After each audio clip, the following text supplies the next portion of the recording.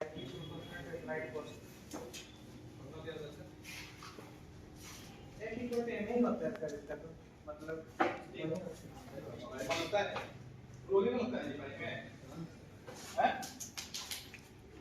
कि नहीं मालूम। ग्रेजुएशन कर रहे हैं हम लोग, किस होता है यहाँ पे दो चीज दिखाई होता है, एक तो डिग्री मिल जाती है, ठीक है। जो भी कंपटीशन दोगे ना, कोई भी कंपटीशन हो, एक अच्छा लेवल के लिए ग्रेजुएशन होना जरूरी है ना। एक को डिसाइड हो जाती है कि मेरा ग्रेजुएशन हो गया, अब हम किसी कंपटीशन के लिए एलिजिबल हो गए, ठीक है। एंड दूसरी बात होती है कि जिस सब्जेक्ट में ग्रेजुएशन कर रहे हो, इस सब्जेक्ट को लेकर आगे बढ़ो, पीएचडी करो, पीएचडी करो, हां प्रोफेसर बनने दो, दो ऑप्शन में यहाँ के बाद खुल जाएगा। किसी को इच्छा होगा कि हम एडीआरएफ हो जाएंगे, किसी की इच्छा होगी अपने प्रोफेसर हो जाएंगे, किसी की इच्छा होगी अपनी पीएचडी क्रैक करेंगे। क्योंकि इस मोड में यूपीएससी बार-बार ट्रैक स्ट्राइक करता है कि तुम चाहो भी जाओ। पता है क्यों? क्योंकि इनको सोचने समझने लिखने की, इस बात समझने की कैपेसिटी औरों की अपेक्षा में तुलना करो दूसरे कंपटीशन से होगा अपने आप को खूब डिफरेंट फॉर्म के।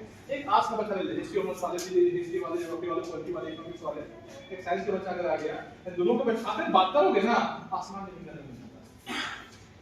ठीक है? तो अच्छा की हो, साइंस लेते हो। अभी के कौन सा विषय क्या है? मैं तो यू सेकंड पीजी वाले का कोर्स है क्या है? जी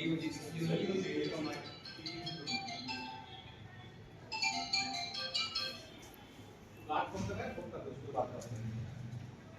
ठीक है ना। तो अभी हम लोग के पास, हम जिस फील्ड से आए हैं, हम लोग का एक कोचिंग केंद्र है, उसका नाम है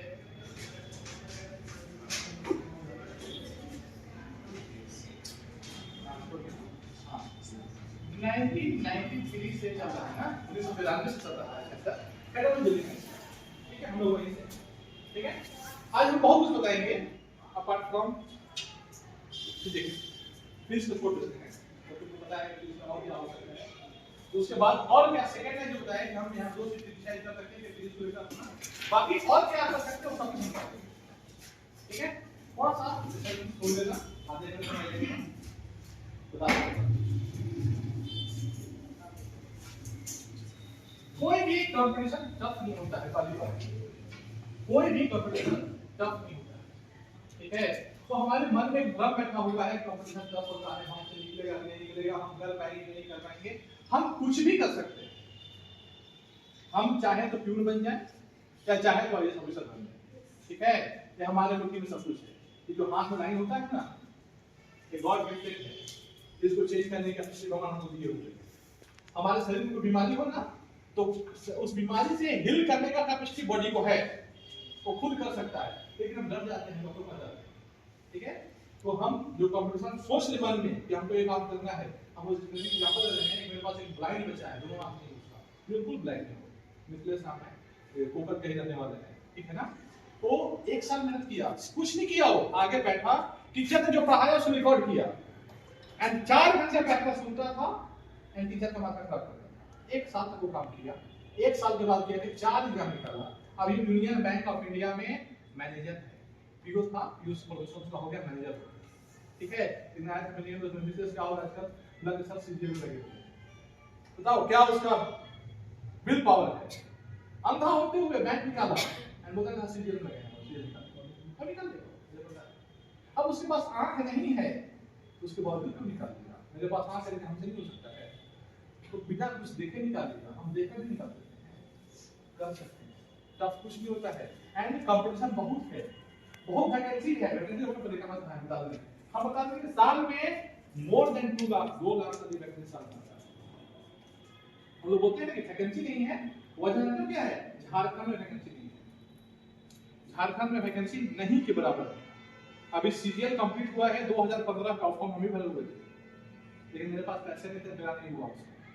करप्शन हुआ है, 25-30 लाख में तो पता है, सबको पता है।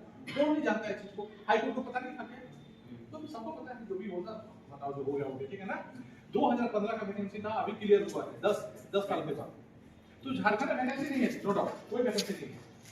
अगर होता तो सीजन हर एक का आता ना, कहाँ आया? 10 साल सीजन नहीं आया, एक ही सीजन से 10 साल पार किया, 10 साल सीजन कहाँ गया था?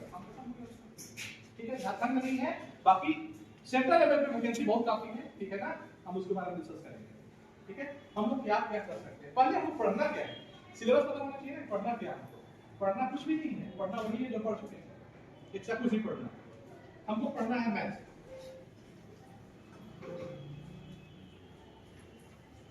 English, reasoning, current affairs, GS and advance math, यही पढ़ना है। अब ये सब कुछ हम पढ़ चुके हैं कब, जानते हो कोई कंप्यूटर का है ना, बोलते हैं जनरल कंपटीशन होता है ना। एसएससी क्या है, जनरल कंपटीशन। यूपीएससी क्या है, वो भी जनरल कंपटीशन है। बैंक क्या है, जनरल कंपटीशन है। क्यों जनरल? इसलिए है कि सारा बच्चा देता है, ऐसा नहीं स्पेसिफिक साइंस वाला बच्चा के कंपटीशन होता है क्या, कॉमर्स वाले ग्रुप होता है क्या, आर्ट्स वाले ग्रुप होता है क्या, नहीं, जनरल होता है। एंड जनरल पढ़ाई हम लोग कब किए थे याद है, 10th क्लास तक जो हम पढ़े हैं, तुम भी वही पढ़े हो। तो जनरल पढ़ाई जब पढ़े हैं उसी से क्वेश्चन पूछता है, इसको हम जनरल कंपटीशन बोलते हैं, ठीक है ना। तो वो जो हम 10th तक पढ़ाई किए एंड 10th तक जो पढ़ाई हुआ उसी से जो क्वेश्चन आएगा वो सारे कंपटीशन में तुम कलर कर दो, यूपीएससी कर दो, सारे का सिलेबस यही है। इससे पता नहीं भी क्वेश्चन किसी भी जगह नहीं होता। देख लो जीएस में क्या होता है, history, geography, polity, economics, physics, chemistry, कैसे पढ़ते हैं इसको, वो 10th वाला ही है। ऐसा कुछ नहीं कि हम फिजिक्स ऑनर्स में ग्रेजुएशन कर रहे हैं तो यहाँ पे बहुत अधिक हेल्प होगा, बहुत अधिक हेल्प नहीं होगा। वो 10th वाला वन लाइनर ही रखना पड़ेगा यहाँ पे, न्यूमेरिकल नहीं पूछता है एग्जाम में। 11th 12th से कोई मतलब इसको नहीं है, 10th वाला वन लाइनर ही याद करना पड़ेगा, ठीक है ना। मैथ में वही मैथ है जो 10th में पढ़े थे हम लोग, percentage, profit and loss, partnership, vote and stream, पढ़े थे ना जी। हाइट एंड डिस्टेंस, यहाँ पे height and distance, trigonometry, algebra and geometry, तीन टॉपिक यहाँ पढ़ना है, ठीक है ना। बाकी सारा इसमें तो पढ़ना है। मतलब मैथ कौन सा है, 10th वाला ही मैथ। इंग्लिश कौन सा है, 10th वाला ही है। ऐसा कुछ नहीं कि इंग्लिश ऑनर्स बच्चा कर रहा है ग्रेजुएशन में, उसको इंग्लिश में हेल्प हो जाएगा, कोई हेल्प नहीं होगा उसको इंग्लिश में। इंग्लिश सारा 10th वाला है, noun pronoun adjective verb adverb preposition conjunction conjunction जो भी होता है वो सब 10th वाला ही पढ़ना है, ठीक है ना। जीएस 10th वाला ही हो गया। ये रीजनिंग एंड करंट अफेयर्स, ये दो टॉपिक है, दो सब्जेक्ट पर बोलो, ये दो टॉपिक हम लोग को नया पढ़ना पड़ेगा। रीजनिंग सबके लिए नया होता है एंड करंट अफेयर्स सबके लिए नया होता है, ठीक है। एंड सबसे आसान होता है रीजनिंग एंड करंट अफेयर्स से, बाकी तो 10th पढ़ चुके हैं, ये नया पढ़ना पड़ेगा।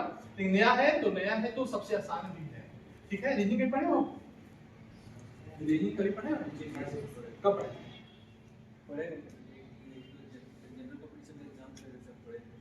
क्या करना है उसमें, ओडीटी पढ़े, इसके बाद मिरर इमेज पढ़े थे, उसके बाद वाटर इमेज पढ़े।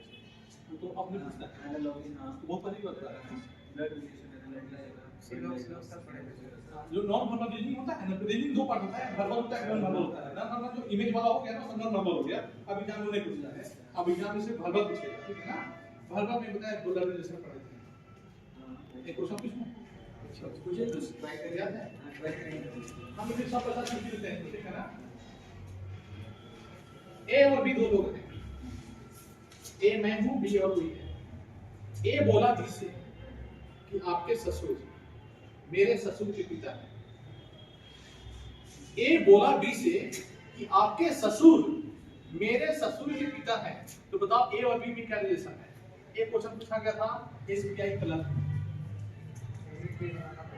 हाँ आराम सुनो, फिर सर क्या बनाने की जरूरत है, पुख्ता करोगे थोड़ा, एग्जाम में तो नहीं मिलता है ना, 30 सेकंड बनाना होता है इसको, 30 सेकंड बनाना होता है।